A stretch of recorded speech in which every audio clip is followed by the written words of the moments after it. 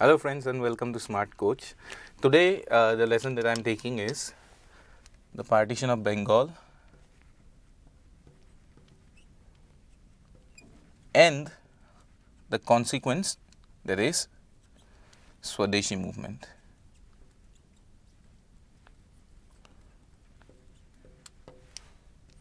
Okay, now consider this. This is one of the most important aspect of modern Indian history. Therefore, I am taking this video in two parts. Okay, in the first part, I will deal with the partition of Bengal, and then we will move on to the Swadeshi movement part. Okay, and consider this again that in the partition of Bengal, we will have to learn something about Lord Curzon, his administration, and then moving on, while discussing the Swadeshi movement that was the consequence of the partition of Bengal, we will also have to talk or understand briefly the tussle that came to be between the moderate faction of the Congress and the extremist faction of the Congress. Now, there is a separate video for the moderates and extremists and the split, that is the Surat split of 1907.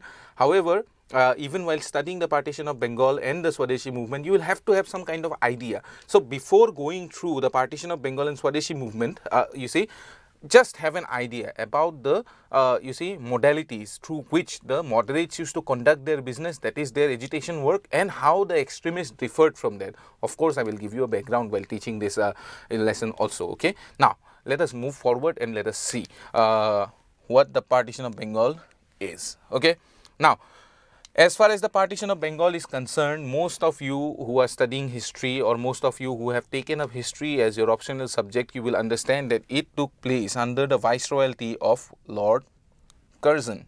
Alright.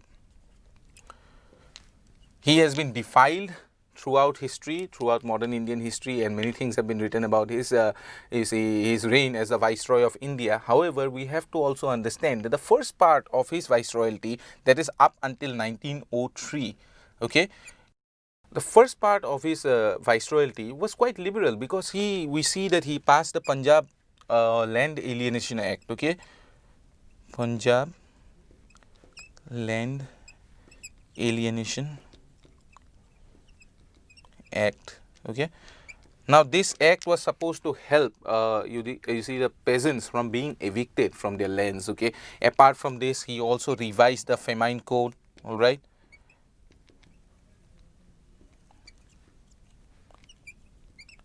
this was also a populist act or a popular act which was meant to protect those areas which were afflicted by famines. Okay, now previous definitions of famine were a little bit more conservative. However, he relaxed. Lord Curzon, during this revision, the famine code was a little bit more relaxed, so that government assistance could be provided to areas which were affected by famine. All right, and then going forward, he also did some educational ventures. Okay,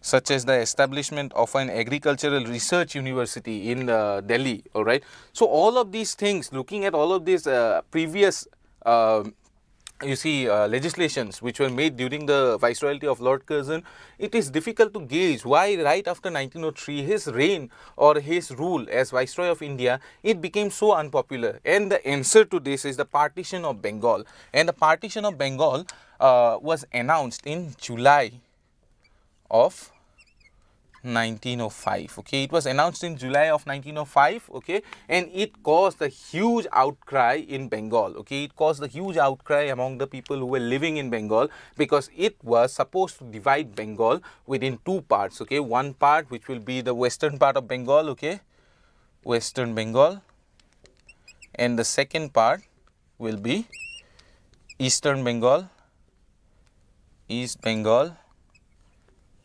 and Assam. Okay. Now, Calcutta, which was the capital of Bengal province, now the capital of East Bengal and Assam will become Dhaka. Okay, the former Mughal capital of Bengal. Okay, Dhaka will become the capital of East Bengal and Assam. This was what was being ruled, okay. And this East Bengal and Assam will include areas of Manipur, will include areas of Assam, will include the eastern part of Bengal, will also include, you see, Chittagong, okay. These areas are going to be included in East Bengal and Assam, and then Western Bengal will be getting separated, okay. Now the people started asking the question, okay, why not separate the Bengal, you see, area of Bengal in linguistic provinces, okay, and why do it in religious, you see, along religious lines, okay. Why do it along religious lines, and why not do it in linguistic basis, okay. The eastern part of Bengal, in the eastern part of Bengal, you see, Muslims or the Muslim community was in a majority, and therefore eastern part contained, you see, Muslim majority, while the western part will contain a Hindu majority. Why was this so?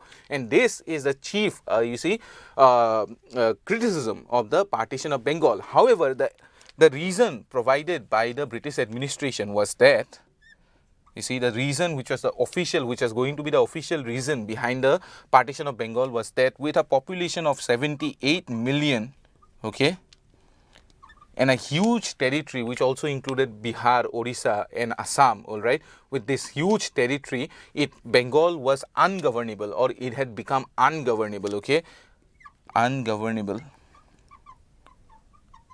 and therefore a partition was needed so that it could be, you see, sliced down into manageable parts. Previously, for Assam, a chief commissioner had been established, an office of the chief commissioner, who used to, you see, look after the, you see, administration of Assam. However, this was deemed to be insufficient, okay, this was deemed to be insufficient, sorry, and therefore a new province was to be created, or a new, you see, administrative division was to be made. And with this administrative division, a lieutenant governor, okay, lieutenant governor was to be appointed.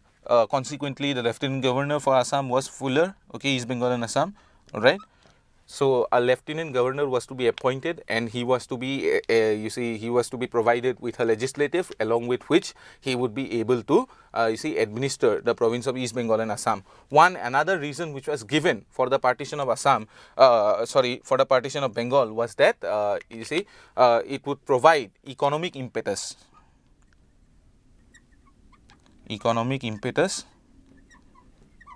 to the neglected areas of eastern part of Bengal. Eastern part of Bengal was administratively neglected, also it was economically neglected, and this partition would provide streamlined administration and streamlined, you see, economic policies for the eastern part. This was the, you see, official reason given. However, the nationalists argue that, you see, Bihar and Orissa could also have been separated from Bengal, okay, if you want to create manageable parts, okay, and there were many other, you see, arguments that were given, that, you see, the chief reason behind the partition of Bengal was to weaken the nationalist spirit, okay. And nationalist historians also argue that, you see, even if the initial thrust towards the partition of Bengal was really these administrative and economic motives, okay, the chief motive later on became, you see, the weakening of nationalist movement, okay. So this was, you see, this also, the nationalist historians also argue that this was the chief reason why, you see, Bengal was partitioned, and this became the reason why Bengal, you see, came to be separated along, you see, Hindu-Muslim lines, okay, lines of community, all right.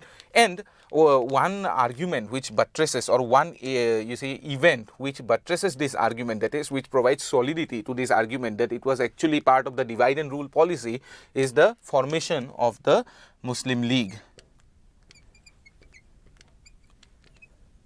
Now, the reason behind the formation of the Muslim League was also the, you see, also the activities of the extremist faction of the Congress. Well, that having said aside, you see, kept aside, we see that the Muslim League was initially formed, which was formed in 1906, of course, under Aga Khan. We have a different video, separate video for the rise of Muslim League also, you can check that out, all right. Now, the British, you see, they actively supported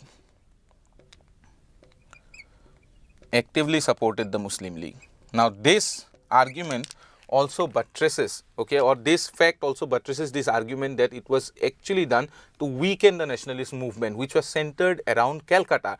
Calcutta, had become, or Bengal, you see, when talking about Calcutta, we'll have to talk about the entirety of Bengal. Bengal had become a hotbed of nationalism in India, and therefore, you see, to weaken the nationalism which was brewing in Bengal, and chiefly in the city of Calcutta, this division was made so that, you see, administratively divided people, it was assumed that this administratively divided people along religious line, they would not be able to come together, okay, they would not be able to come together and go forward with the nationalist, you see, movement, okay. However, they were very wrong in their calculation, all right, because we see that the immediate fallout of the, you see, partition of Bengal was the great Swadeshi movement. And you see, it is with the Swadeshi movement that the entire modality of the Congress will become, you see, will achieve a different height, because it is with the Swadeshi movement that boycott for the first time is employed, okay, at a large scale. For the first time, boycott is employed. Extremism finds a new, a solid base of solid ideological base and solid working ground, okay. With the partition of Bengal, Swadeshi movement provides a solid ground of work for the extremists. Along with them comes the boycott modality. The relevance of the moderates go away, okay. The relevance of the moderates which they as yet had, it just goes away with the start of the Swadeshi movement, and therefore this is the lasting legacy of the partition of Bengal, that is the independence of India. You can even say that with the Swadeshi movement, you see, the radical form of protest against foreign or alien rule in India, it begins, okay. We see that the Swadeshi movement, of course, was not successful. Why? Because it petered out with the arrest of Tilak, with the with Lala Lajpat Rai, not leading the revolt anymore, rebellion anymore, and with the division among the nationalist and moderate